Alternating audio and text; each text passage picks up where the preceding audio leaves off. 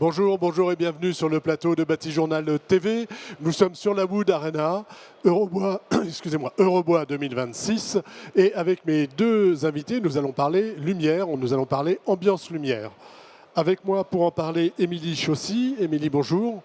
Bonjour. Émilie, vous êtes architecte d'intérieur, vous êtes membre du CFAI, qui est le syndicat des architectes d'intérieur. Le Conseil français des architectes d'intérieur. Voilà, mais là, vous venez avec votre casquette Émilie Chaussy, architecte d'intérieur. C'est quoi votre agence? Agence Émilie Chaussy, qui existe depuis 15 ans dans l'Ouest lyonnais. Et on est spécialisé en aménagement de magasins, tout commerce, métier de bouche, espace tertiaire.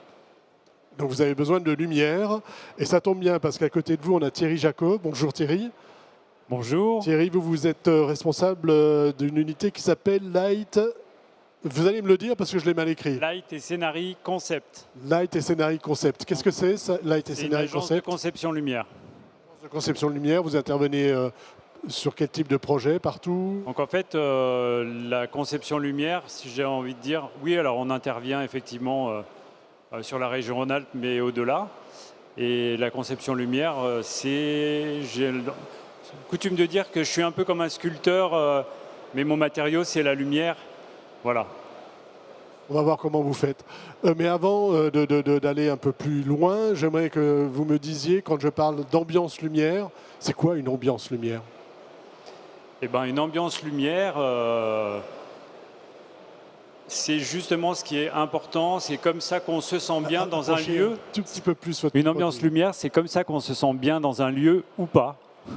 Donc l'ambiance va mettre en exergue le travail d'Émilie par rapport à un design d'espace. Et vous, Émilie, quand on parle d'ambiance lumière?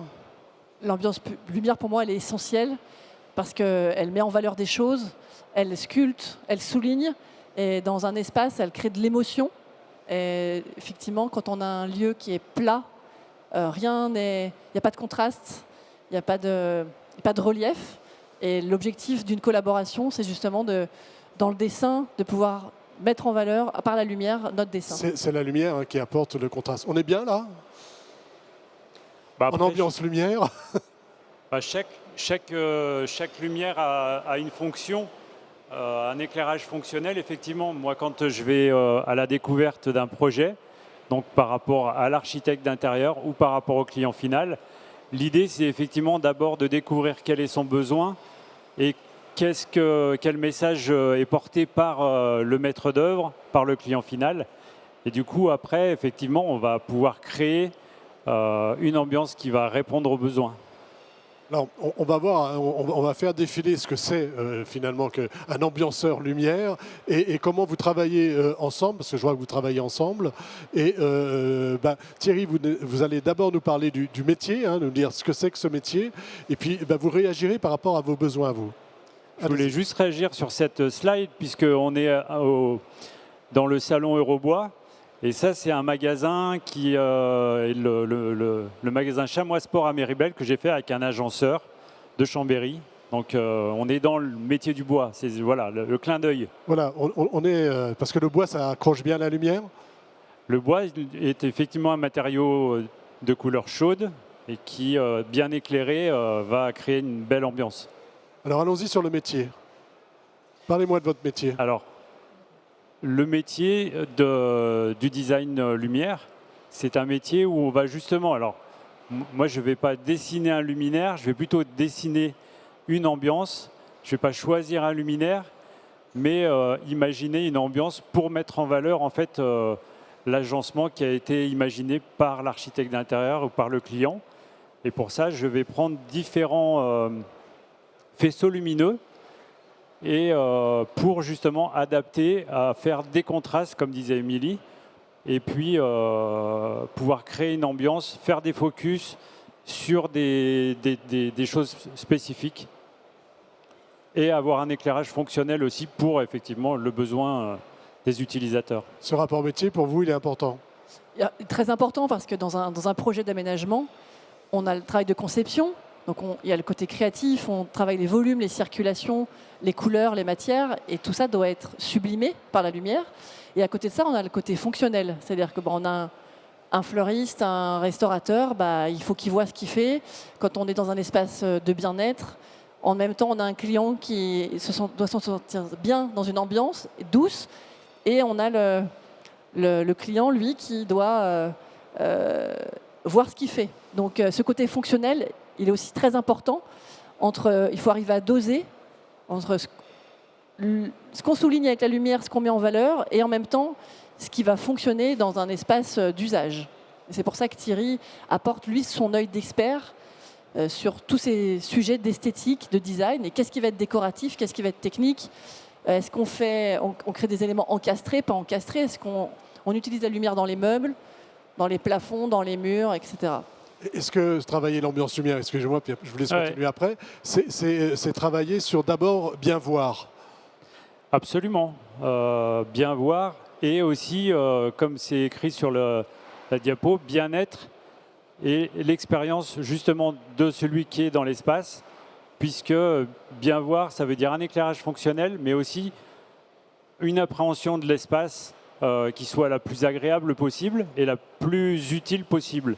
Donc pour ça, c'est ce que je disais tout à l'heure, moi, mon métier, ce n'est pas de trouver un beau luminaire, ça sera plutôt le métier d'Émilie.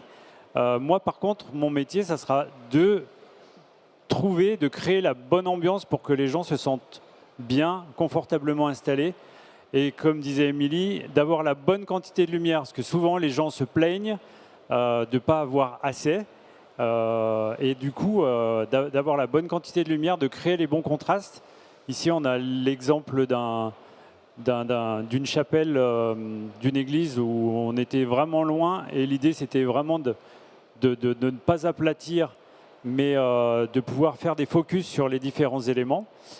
Et enfin, quand on est dans des commerces, quand on est dans un restaurant, qu'on a une belle assiette, l'idée, c'est de bien voir les couleurs, donc de choisir des LED, de choisir des sources qui sont avec un spectre le meilleur possible. Ça, c'est votre métier, hein, on a déjà parlé d'un peu de l'approche du projet finalement. Hein, comment on approche le projet? Est-ce que vous voulez dire un peu plus là-dessus?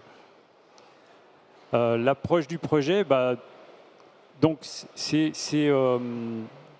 de pouvoir choisir effectivement la bonne lumière, les bonnes ambiances.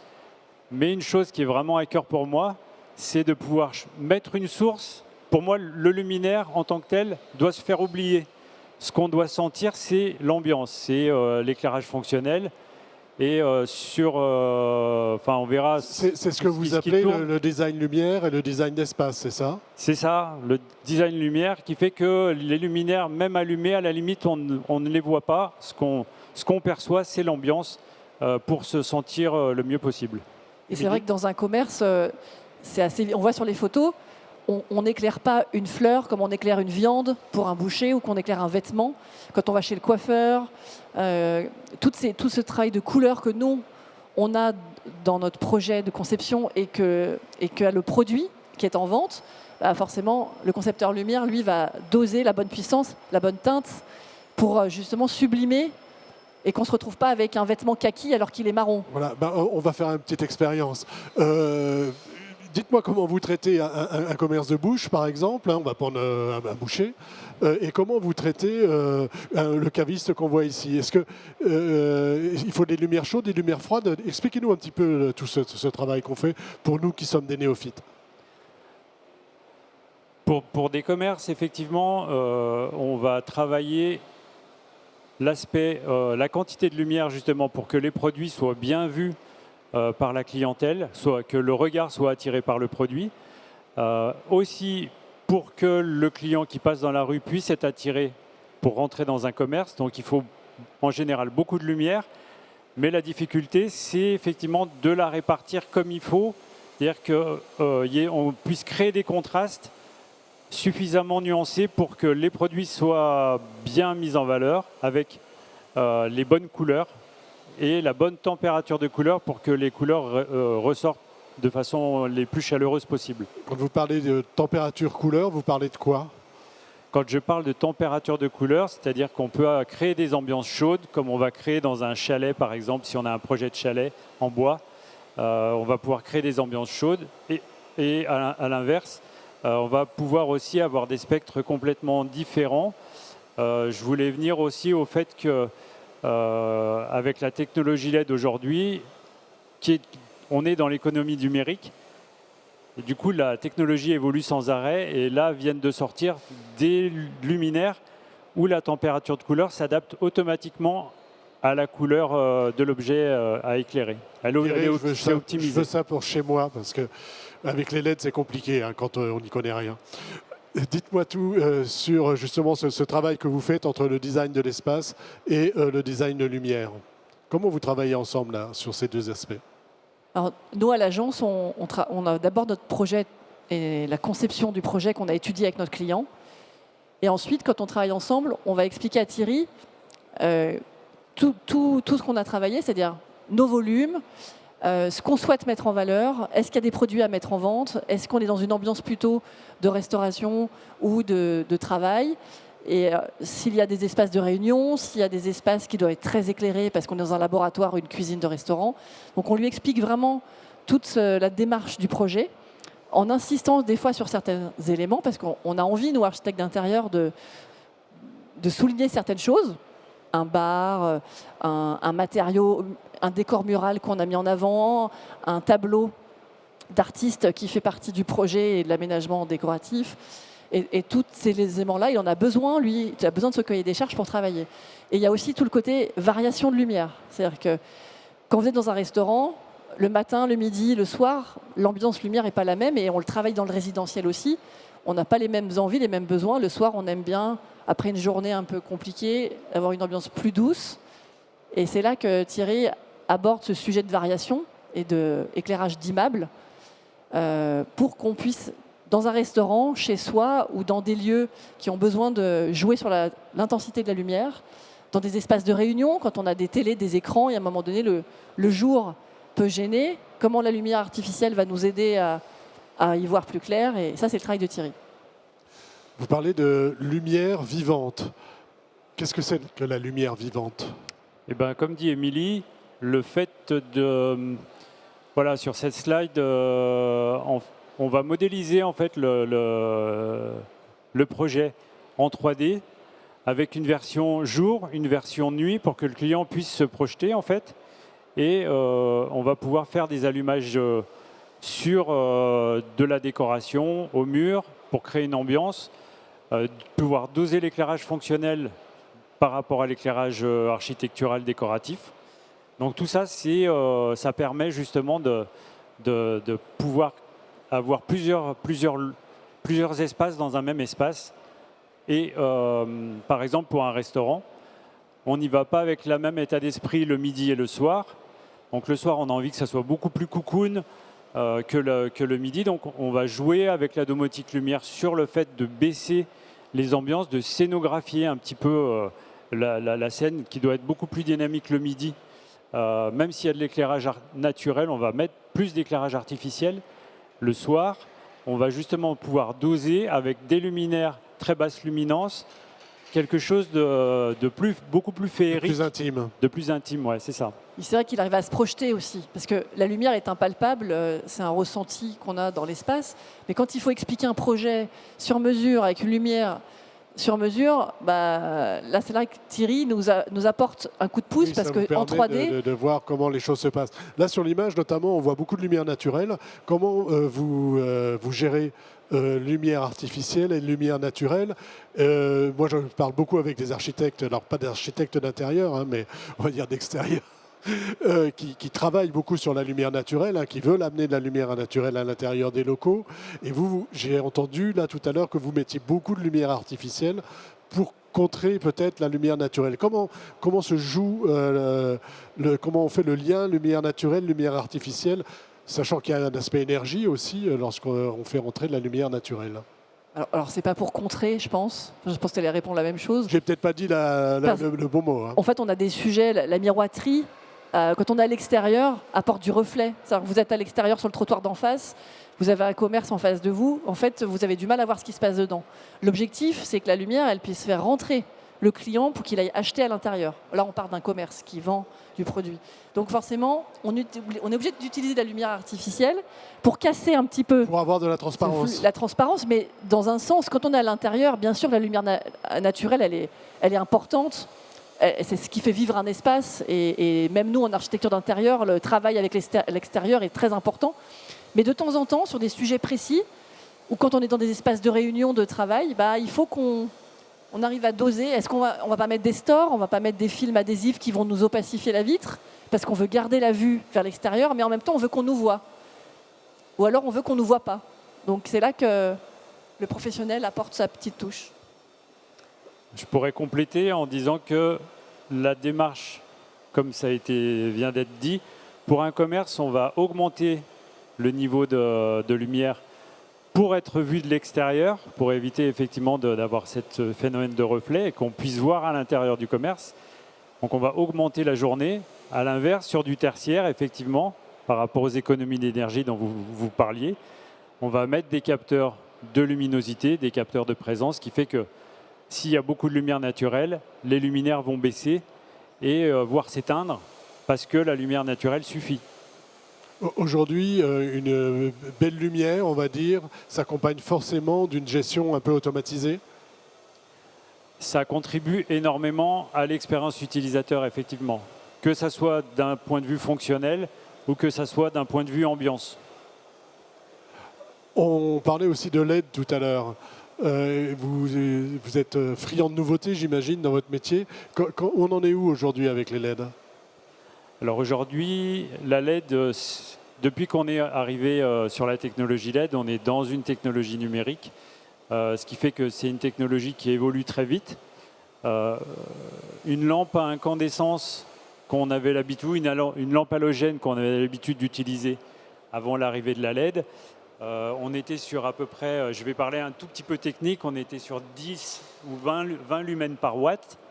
Aujourd'hui, la même LED avec la même puissance, on est sur 150 lumens par watt. Un lumen, c'est quoi ? Un lumen, c'est l'unité de mesure de la lumière qui sort d'une source. Donc aujourd'hui, une LED consomme entre 10 et 15 fois moins que la consommation d'avant, avec une qualité de lumière qui est aussi bonne, voire meilleure. Vous utilisez beaucoup les LED, j'imagine, vous aussi aujourd'hui. Comment est-ce que ça a transformé vos pratiques, là, ce basculement ? Alors forcément, ça a été un basculant. J'ai connu avant la LED. Il faut qu'on se forme, faut qu'on se fasse accompagner d'experts. Et petit à petit, on découvre aussi les produits parce que ça évolue beaucoup.